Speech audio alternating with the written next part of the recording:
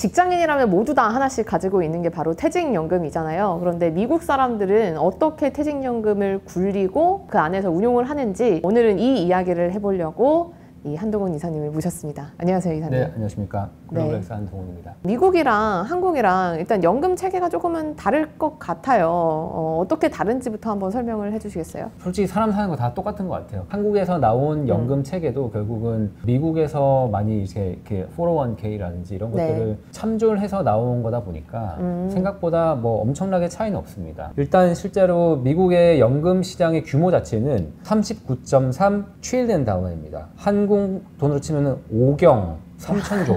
숫자 단위가 일단 다르네요. 네, 네. 경 5경 3천조. 5경 3천조. 이 연금 시장의 규모가 어마어마하게 크다 보니까 많은 운용사들 그리고 이제 자산 관리자분들께서 상당히 이제 이를 보고 달려드는 시장이겠죠. 근데 이 연금을 이제 구분을 해보면은 한국이랑 다를 바는 솔직히 하나도 없어요. 연금에서 가장 큰 게 뭐냐면은 IRA라고 있습니다. IRA. 그게 뭔가요? 한국으로 치면 IRP. 그냥 내가 원해서 적립할 수 있는 퇴직연금. 네, 35% 정도를 차지를 하고 있습니다. 그만큼 그냥 자기가 원해서 넣는 사람들이 많다라는 거네요. 그쵸. 스스로 퇴직연금 많이 준비하고 있다. 네네. 그리고 이제 저희가 알고 있는 뭐 DC형, DB형 이것들이 있는데 시장에서 얘기 많이 하는 401k, 네. 401k라고 하는 데는 DC형을 얘기를 합니다. 그러니까 DB라는 거는 회사가 알아서 퇴직금 굴려주는 거고, 그렇죠. DC는 내가 일단 먼저 돈을 받아서 내가 굴리는 건데, 그쵸. 이 DC를 보통 우리 401k라고 부른다. 맞습니다. 401k는 그게 한 28% 정도 의 비중을 차지하고 있고, 그리고 이제 뭐 DB형들을 쭉 합해보면 한 30% 정도를 차지를 하고 있습니다. 네. 그리고 이제 저희가 얘기하는 뭐 연금 보험 같은 경우가 한 6% 수준. 지금 차지를 하고 있습니다. 근데 좀 특이한 거는 그 미국은 401k를 담보로 대출을 받을 수 있어요. 대출을 이제 내가 구입한 자산에 대해서 50%까지 최대 5만 불까지 대출을 받을 수가 있는데 이것도 뭐 막 대출을 해주는 건 아니고 5년 안에는 무조건 반납을 해야 된다. 어쨌든 이러한 조항도 있습니다. 그런 게 없다면 쉽게 그냥 연금 깨버릴 수도 있고 내가 그렇죠. 큰 돈 필요하면 연금 깨버릴 수도 있으니까 그런 좀 네네. 대출을 할 수 있게 좀 조항을 둔 거겠네요. 맞습니다. 또 재밌는 거는 미국은 이제 연금에 붓기 전에 세금을 먼저 떼는 경우도 있고 나중에 받을 때 세금을 떼는 경우도 있고 그렇죠. 이 두 가지가 있습니다. 그래서 이제 로스라고 해가지고 이제 로스 401k 하면은 사전에 내가 뭐 10,000불을 넣는다 예를 들어서 했을 때 여기서 이미 세금을 떼고 들어가거든요. 그래서 나중에 내가 연금을 받을 때 그때는 이제 세금이 없죠. 세금을 안 떼고 이렇게 받는 경우도 있고 그냥 트래디셔널한 401k를 한다 하면은 처음에는 이제 세금을 안 냅니다. 그러니까 세금 이연의 효과가 있죠. 제가 수령을 할 때 그때는 이제 세금을 떼야 되는. 이거는 그냥 본인이 선택하는 건가요? 맞습니다. 한국 같은 경우는 그냥 넣을 때 일단 집어넣고 그 다음에 과세 이연 효과를 누리다가 맨 마지막에 연금 받을 때 연금소득세 되는 이런 구조로 되어 있어요. 이제 저희가 궁금한 건 이 401k나 이런 연금이 어떻게 운용되는지 뭐 이런 게 궁금한 건데 그러면 큰 틀에서 보면 이 퇴직연금에서 주식 채권 뭐 이런 건 어느 정도 비중으로 담겨 있나요? 주식 비중을 보게 되면은 IRA에서는 한 50% 정도, 401k에서는 한 40% 정도가 이제 주식 또는 주식형 펀드 뭐 이런 데 투자가 되고 있고요. 대부분이 뭐 주식형 펀드라고 보시면 될 것 같아요. 그러니까 연금에서도 주식을 대부분 많이 투자를 하고 있다. 네네. 그리고 특이한 거는 대부분이 회사가 솔직히 이게 401k가 회사에서 보통 이렇게 해주는 거니까 대부분 주식형 펀드로 선택을 하거든요. 일부에서는 제도적으로도 그렇고 이제 self-directed plan이라고 해가지고 나는 주식하고 싶어, 알주식하고 싶어 하면은 또는 뭐 부동산 하고 싶어, 약간 이런 것들도 할 수 있는 제도는 있습니다. 그러니까 보통은 펀드를 많이 하긴 하는데 원하면 개별 주식도 투자를 할 수 있게 열려 있는. 그게 이제 회사에서 제공하는 데도 있고 아마 안 되는 데도 있고. 세금이나 약간 투자 자산이나 조금 본인이 선택할 수 있는 것들이 좀 많이 열려 있다라는 느낌이네요. 맞습니다. ETF 같은 경우는 연금에서 많이 투자하나요? 미국에서? ETF 회사를 다니면서 가장 저희가 집중해야 되는 미래 자산이 이제 연금 자산 쪽이에요. 한국도 똑같은 분위기인 것 같아요. 똑같죠. 그러니까 한국도 지금 연금에 쌓이는 돈이 많기 때문에 아까 보셨잖아요. 5경. 5경이 있는데 단위가 달라. 5경이니까 무조건 저희가 열심히 해야 되는데 생각보다는 좀 장애물이 많습니다. 어떤 점에서요? 실제로 구성을 보면은 정확하게 ETF가 몇 프로인지도 안 나와요. 그러니까 저기 보면 아까 주식형 펀드는 뭐 50%, 40% 이렇게 나오는데 네. 물론 이 안에 ETF가 조금 섞여 있을 수도 있겠죠. 근데 대부분은 이제 ETF보다는 뮤추얼 펀드가 많고요. 근데 왜 그러냐면은 첫 번째는 이제 ETF 보수 경쟁력입니다. ETF가 더 싸지 않아요? 그렇죠. 네. ETF가 기본적으로 훨씬 싸고 뮤추얼 펀드보다 싸다고 저희가 알고 있잖아요. 근데 연금 펀드 같은 경우는 보수가 엄청 쌉니다. 뮤추얼 펀드가? 네. 오, 그리고 연금형 펀드 같은 경우가 제가 좀 찾아봤더니 뭐 피델리티 500 같은 경우는 이게 뭐 S&P 500을 추종하는 건데 얘는 네. 보수가 0.02%예요. 아. 그러니까 거의 ETF보다 싸거나 네. 똑같죠. 비슷하거나. 예, 예, 예. 네. 벵가드의 토탈 본드 마켓이란 것도 OBP 0.05%.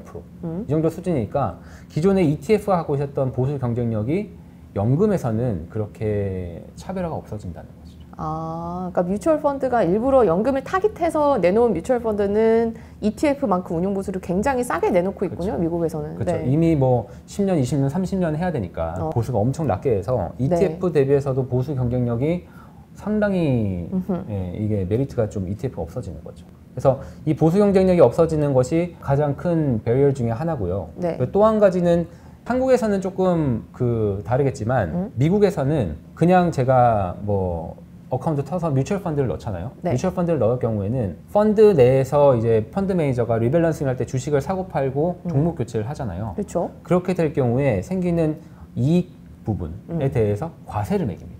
아, 펀드 안에서? 펀드 네네네. 안에서 리밸런싱을 할 경우. 오. 그렇기 때문에 이제 고객 입장에서는 미실현을 하더라도 그 펀드 내에서 왔다 갔다 때문에 이게 캐피털 게인으로 잡히는 경우도 있고 뭐 이렇게 수익으로 잡혀요. 이게 네. 과세 대상이에요. 근데 ETF는 리밸런싱을 할 때 이것이 과세로 안 잡혀요. 아, 그러면 그냥 일반 주식 투자할 때는 ETF로 하는 게 훨씬 싸겠네요. 미국 그렇죠. 사람들 입장에서. 그렇죠. 네. 근데 이게 연금에서는 또 이제 달라지는 거죠. 아. 연금에서는 그런 세금 그게 없어지거든요.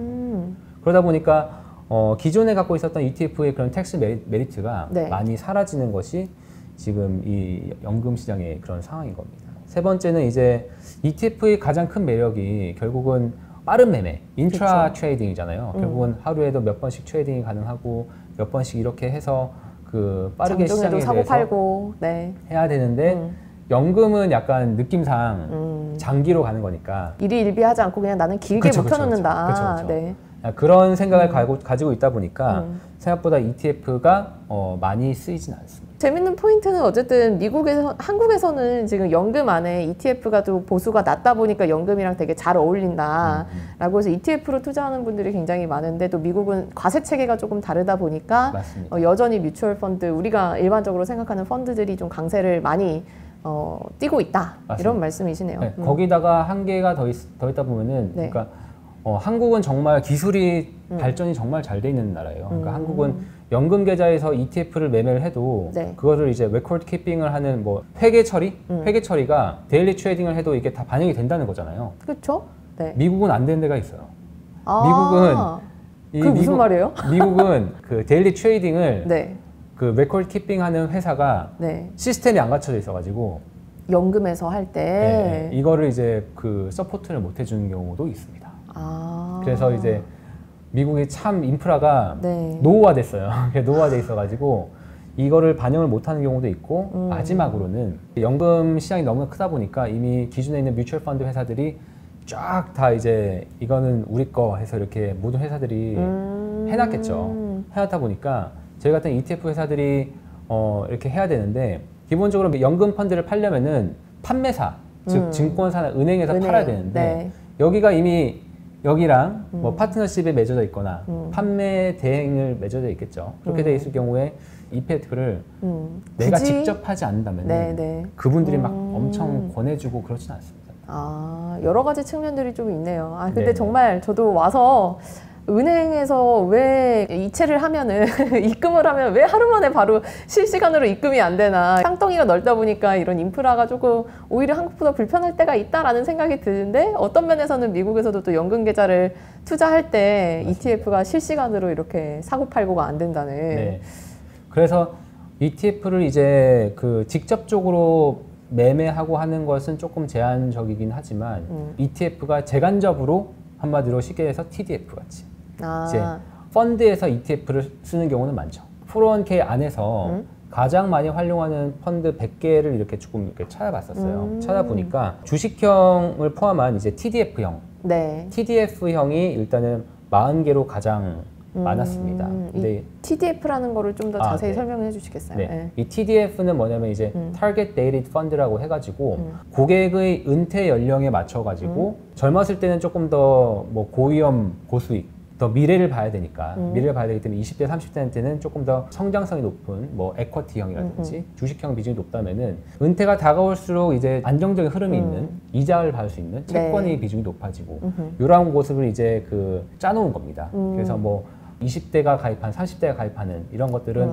뭐 주식 비중이 뭐 60%, 70%, 채권이 30%, 뭐 이 정도 수준이고 다만 이제 60대에 드신 분들은 반대로 되겠죠. 채권이 더 높고 주식이 낮고. 네네네. 네. 그런 식으로 해서 이제 Target Dated Fund, 그러니까 이 타겟은 은퇴 연령에 맞죠. 그러니까 이 타겟이 은퇴라고 보시면 될 것 같아요. 네네네. 그래서 뭐 TDF 2030 이렇게 적혀 있는 거는 2030년도 은퇴자들을 위한 Target Date Fund. 뭐 2070 이거는 2070년도에 은퇴를 위한 뭐 Target Date Fund 이런 식으로 되어 있습니다. 이 100개를 한번 분석을 해보니까 네. TDF형이 일단은 40개로 가장 많았어요. 신경 안 쓰고 그냥 연금 계좌에서 편하게 묵혀둘 수 있는 게 역시 TDF였다. 그렇죠. 네. 그렇죠. 왜냐면은 저도 이런 얘기를 하고 있지만 부끄럽지만 1년에 연금 어카운트를 저도 잘 많이 안 열어봐요. 쉽지 않아요. 네. 기자님처럼 정말 열심히 하시는 분이 아니 저는 돈이 들었습니다. 없으니까 이 제 수중에 남아 있는 다른 돈이 없으니까 연금은 묶여 있는 거잖아요. 네. 그러니까 이걸로라도 투자를 해야 된다. 근데 뭔가 투자를 해야 되는데 내 여윳돈은 없다. 네. 그럼 연금. 아니, 기자님처럼 하는 게 정답입니다. 솔직히 정답인데 저는 저는 해도 못 하겠더라고요. 솔직히. 그래서 어쨌든 아이, TDF를 많이 하는 유형이 가장 많은 거 40개였고 네. 그 후로 미국 대형주 주식형 미국 대형주 주식형이 29개 네. 정도가 있었습니다. 이거를 조금 더 분석을 해보면은 미국 대형주 중에서도 이제 성장주, 그로스에 투자하는 펀드가 비중이 좀 더 많았었고요. 그리고 이제 그 다음에 채권형이 한 8개, 네. 100개 중에 8개가 있었는데 그 채권 8개는 그 중에서도 중단기 채권이 대부분을 차지를 했었던 그런 상황이었습니다. 그래서 이렇게 뭐 성과 분석을 이렇게 뭐 봤었는데 펀드가 자료가 솔직히 이 401k라든지 IRA라든지 이러한 구체적인 펀드에 대한 자료가 미국에 참 공개가 많이 안 돼 있어요. 그래서 제가 이거를 정말 많이 물어보고 내부적으로 좀 확인을 해보려고 했는데 뭐 생각보다 공개된 정보가 많이 없더라고요. 근데 이제 이거를 최대한 접목을 해보니까 네. 가장 공개된 자료가 19년 막 이렇습니다. 네. 19년, 20년. 그래서 성과를 내게 하는 건 의미가 없을 것 같은데 10년 장기 성과를 두고 해보니까 그래도 가장 좋았던 것이 미국 대형주였다. 미국 대형 대형주였다. 성장주였다. 19년, 20년밖에 거기까지밖에 자료가 없다고 하셨지만 만약에 가장 최근 자료가 있었어도 오히려 더 미국 맞습니다. 대형주가 성과가 더 좋았으면 더 좋았지 맞습니다. 뒤바뀌진 않았을 것 같아요. 맞습니다. 미국에서는 어쨌든 미국 대형 성장주 위주가 연금에서도 똑같은 모습을 조금 보였던 것 같다. 이렇게 볼 수 있지 않을까 싶습니다. 네. 저는 뒤집어서 생각해보면 이 미국 주식시장이 물론 미국 주식시장이라는 것 자체가 굉장히 크지만 이 연금 시장도 아까 말씀해 주셨듯이 5경이나 되는 엄청나게 큰 시장이잖아요. 근데 여기서 미국 주식을 절반 이상을 투자를 하고 있고 그러면 그것들이 이제 미국 사람들 입장에서 봤을 때는 미국 주식이 올라가는 게 자기의 노후에도 도움이 되고 또 미국 증시로 봤을 때는 계속 연금 자산에서 주식으로 유입이 되는 게 또 시장에도 도움이 되고 약간 서로 돌아가면서 좀 긍정적인 영향을 주는 것 같다라는 생각도 들었어요. 그럼요. 그래서 실제로 뭐 한국에서도 이게 국민연금이 엄청나게 큰 역할을 해주잖아요. 주식시장에서. 그런 것처럼 미국 같은 경우는 뭐 수많은 뭐 공적 보험도 연금도 있고 뭐 사적인 그런 기금들도 있고 이런 것들이 서로 이렇게 돌아가면서 순 역할을 해주면 좋겠습니다. 그래서 401k나 IRA 같은 거 이런 것 같이 연금을 계속해서 쌓아가는 것이 생각보다 엄청나게 큰 차이를 많이 만들어내는 것 같아요. 그래서 저도 이것을 이제 준비를 하면서 더 열심히 봐야겠다. 연금이 중요하다. 네, 더 열심히 봐야겠다. 그래서 결론은 어쨌든 미국 사람들은 대체로 타깃 데이트 펀드로 좀 신경 안 쓰고 자기 은퇴 연령에 맞춰서 주식과 채권을 자산 배분하는 그런 펀드를 많이 투자하고 있었고 네. 또 그중에서도 주식 비중이 굉장히 높았다라는 거는 저희가 연금을 투자할 때도 네. 좀 인사이트를 얻을 수 있는 그런 부분이었던 것 같아요. 오늘 말씀 감사합니다, 이사님. 네, 감사합니다.